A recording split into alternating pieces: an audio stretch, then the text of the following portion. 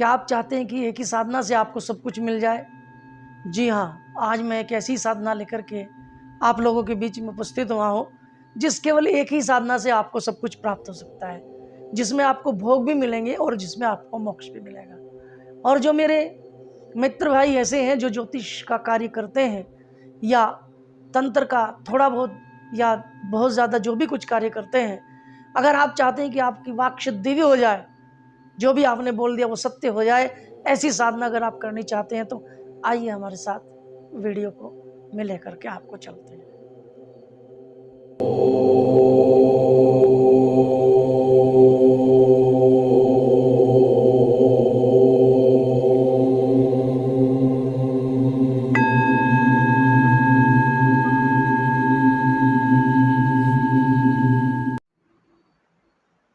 ओम नमः शिवाय। मित्रों, आज हम आपसे एक विशेष साधना को करने के लिए, साधना को जानने के लिए हम एक वीडियो बना रहे हैं। आप सभी का हमारे YouTube चैनल एस्ट्रो मेडिटॉक्स पर हार्दिक अभिनंदन है। आज हम आपको एक ऐसी साधना से रूबरू कराते हैं जिसके माध्यम से आप भोग और मोक्ष दोनों को प्राप्त कर सकते हैं।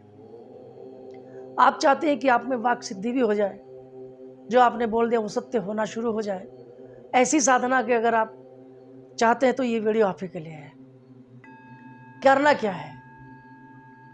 एक ऐसी देवी, 10 महाविद्याओं का नाम आपने सुना होगा। पहली महाविद्या महाकाली, महाकाली के ऊपर हमने एक वीडियो पहले से ही बना रखा है, आप उसको भी देख सकते हैं। तो दूसरी महाविद्या होती है, वो होती है तारा।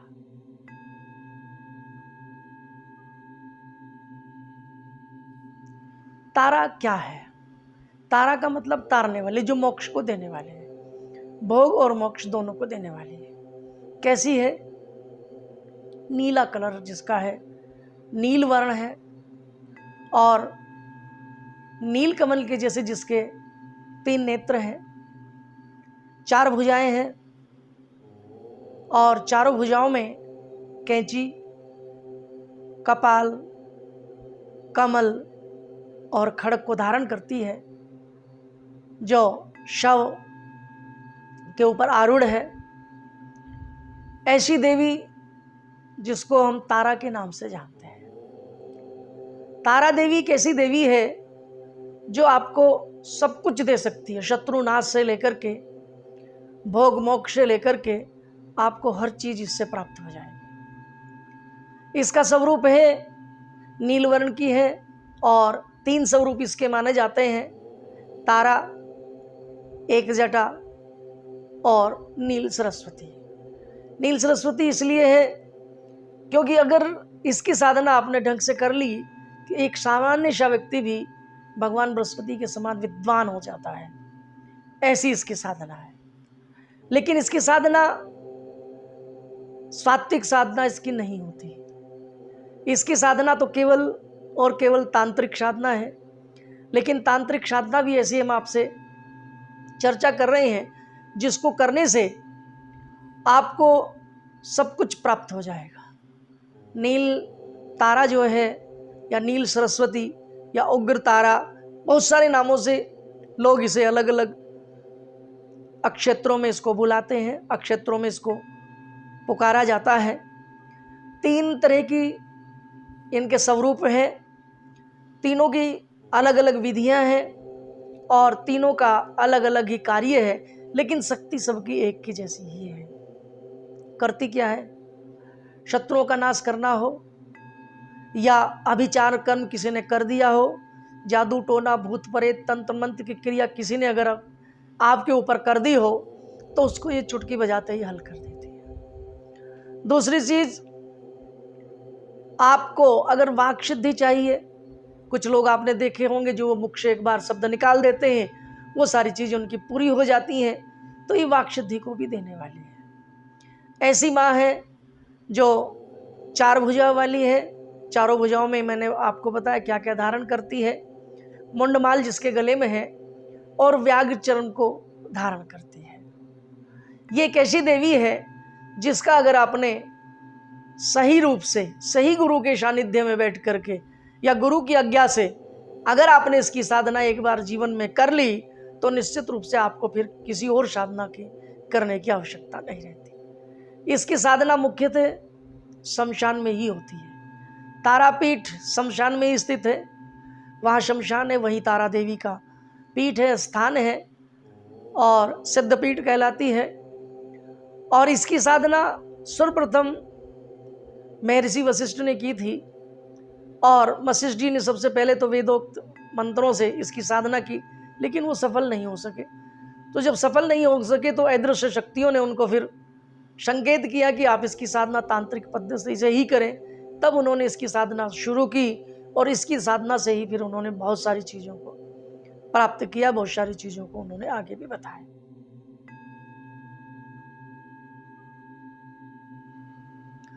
साधना कैसे करनी है, इसका जो करने का विधान है, इसको करने का जो तरीका है, वो चैत्र की शुक्ल पक्ष की नवमी की रात्रि में आप तारापीठ के शमशान में चले जाएं।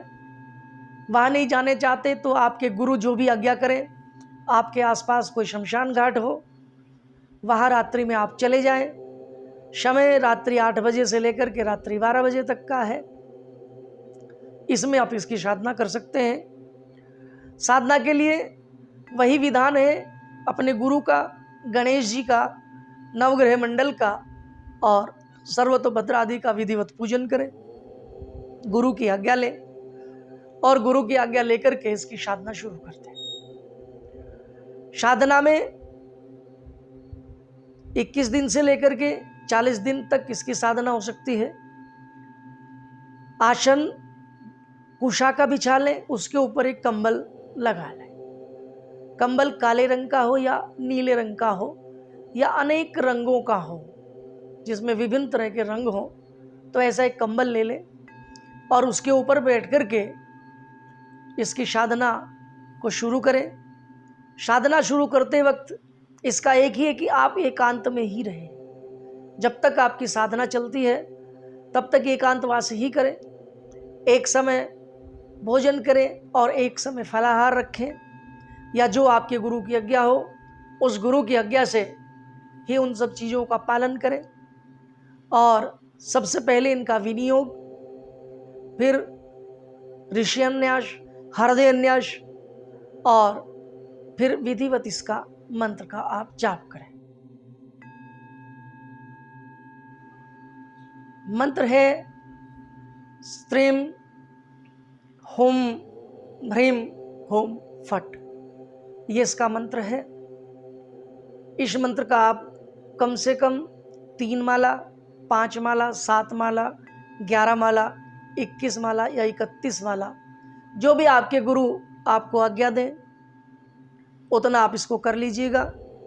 और इसके बाद मंत्र के बाद भोग, प्रसाद और स्तोत्र इत्यादि का भी जाप आप कर सकते हैं, तो निश्चित रूप से ये फलदायी होगी। जब ये साधना आप शुरू करते हैं तो साधना में मैंने सबसे पहले कहा है कि ज़्यादातर तो ये सन्यासियों के निमित्त है। अघोरी लोग भी इसकी साधना ज़्यादातर करते हैं। शमशान में रहने वाले जो लोग हैं वो इसकी साधना करते हैं, लेकिन एक सामान्य पुरुष भी इसकी साधना कर सकता है। लेकिन गुरु की आज्ञा हो तो अपने मन से आप इसकी साधना बिल्कुल न करें। बिना गुरु की आज्ञा की इसकी साधना बिल्कुल न करें, क्योंकि बहुत उग्र देवी है। इतनी उग्र है कि एक बार अगर ये आपके हाथ से फिसल गई या कोई गलती हो गई तो निश्चित रूप से व्यक्ति पागल तक हो जाता है। ये मैं पहले बता रहा हूँ आपको, फिर मत कहना कि ये चीज़ें हमें नहीं बताई गई थी। तो इसकी साधना बिना गुरु की आज्ञा के तो बिल्कुल ना करें। अगर करते हैं तो आप अपने रिस्क पर करें, ये विशेष ध्यान रखें। क्यों? क्योंकि साधना जब आप करेंगे सो साधना के समय में आप शमशान में बैठे हैं। शमशान में बैठे तो शमशान के अंदर बहुत सारे भूत प्रेतों का भी पहरा रहता है। शक्तियाँ वहाँ रहती हैं, जागृत अवस्था में रहती हैं, तो वो आपको डराएंगी, धमकाएंगी, तरह तरह की आवाज़ें करेंगी, तरह तरह के आपके विघ्न पैदा करने की कोशिश करेंगी। तो उन सब से भी पार पाना है, आपको डरना नहीं है और अपने मंत्र को लगातार करते हुए चले जाना है। और जब आपका मंत्र पूरा हो जाए तो विधिवत माँ को भोग लगाएं, क्योंकि माँ के स्वरूप में अगर आप इसकी पूजा करेंगे तो माँ कभी किसी को कष्ट नहीं देती। ऐसी माँ है, माँ हमेशा माँ ही होती है। क्योंकि क्षेत्रों में, हमारे क्षेत्रों में कहा जाता है कि माँ अगर डायन हो तो अपने बच्चों को नहीं खाती। तो माँ ही हो, कितनी भी उग्र स्वरूप उसका हो, लेकिन वो उग्र स्वरूप केवल शत्रुओं के लिए होता है, वो उग्र स्वरूप केवल दुश्मनों के लिए होता है, वो उन्हीं के लिए ही उग्र रहती है। अपने बच्चे के लिए तो माँ के समान ही रहेगी। जैसे माँ अपने बालक को प्यार करती है, जैसे माँ अपने बालक का लालन पोषण दुलार करती है, वैसे ही ये माँ भी करती है। लेकिन वही है कि विचलित नहीं होना है, भ्रम में नहीं रहना है, और बिल्कुल सावधान होकर के अपने गुरु की आज्ञा पा करके इसकी साधना को आरंभ करना है। और सरलता से 21 दिन में या 41 दिन में ये शुद्ध हो जाती है। शुरू करने का तरीका, चैत्र की शुक्ल पक्ष की नौमी की रात्रि आप उसमें इसको कर दीजिएगा, और जब तक 21 दिन या 41 दिन जो भी आप करना चाहें वो करें। और प्रतिवर्ष फिर इसी रात्रि को आप इसका हवन पूजन प्रतिवर्ष करते रहें, ताकि ये जो सिद्धि है आपकी बनी रहे, और इस सिद्धि से आप अनेकों अनेक लाभ ले सकते हैं। किसी के बारे में जान सकते हैं, किसी के ऊपर किया है, कराया है, जादू हो, टोना है, भूत है, प्रेत है, या किसी ने उसके ऊपर कुछ भी कर दिया हो, अभिचार कर्म कर दिया हो, तो उसको भी ये समाप्त कर देती है। ऐसी ये शक्ति है। इस शक्ति की साधना अगर हमने कर ली तो ये हमें भोग भी देती है। संसार के जितने भी ऐश्वर्य हैं, जितने भी ऐश्वर्य की चीज़ें हैं, वो सब आपको प्राप्त हो जाएंगी। और जितना भी आपके पास ऐश्वर्य आप चाहते हैं, माँ उसी को व्यवस्था आपकी बना देगी, और अंत में ये आपको मोक्ष भी दे देगी। और ये अनायास ही, जैसे ही आप इसकी साधना करनी शुरू करेंगे तो अनायास ही इसमें वाक शक्ति मिल जाती है, वाक सिद्धि मिल जाती है। वाक सिद्धि का मतलब कि जो आपने मन से बोल दिया, जो आपने जबान से बोल दिया, वो आपकी वाणी सत्य हो जाए। तो ऐसी अद्भुत शक्ति है ये, ऐसी अद्भुत देवी है, ऐसी अद्भुत साधना है माँ तारा। तो इसलिए आप तारा की साधना करना चाहें तो आप तारा की साधना को करें, और करने के बाद आप इसका भरपूर से उपयोग कर सकते हैं, और बच्चे की तरह संरक्षण देती है। वैसे तो और भी साधना में इसमें बहुत सारी चीज़ें होती हैं, लेकिन एक सामान्य व्यक्ति के लिए इतना बहुत है। अघोर लोग तो इसमें तरह तरह की चीज़ों का इस्तेमाल करते हैं, वो मांस मदिरा से लेकर के अन्य चीज़ों का, अन्य भोग पदार्थ देते हैं, लेकिन वो सब चीज़ें तो हम आपसे कहेंगे नहीं कि आप उन्हें करें। लेकिन सामान्य रूप से अगर आप ये भी कर लें तो ये भी आपको प्राप्त होती चली जाएगी, और वो सारी चीज़ें जो आप चाहते हैं वो प्राप्त हो जाएगा। तो इसको आप कर सकते हैं। और सबसे बड़ी तो मैंने देखा है कि वाक सिद्धि जरूर मिल जाती है, जो आपने बोला वो निश्चित रूप से आपको होना शुरू हो जाता है।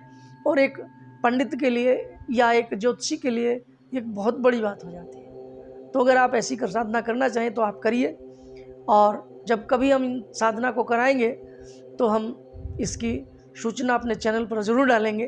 तो आप हमसे भी करना चाहें तो हमसे कर सकते हैं। इसी के साथ सभी को प्रणाम, धन्यवाद। और हमारा जो वीडियो अच्छी लगे तो इसको लाइक करें, शेयर करें, सब्सक्राइब करें। धन्यवाद।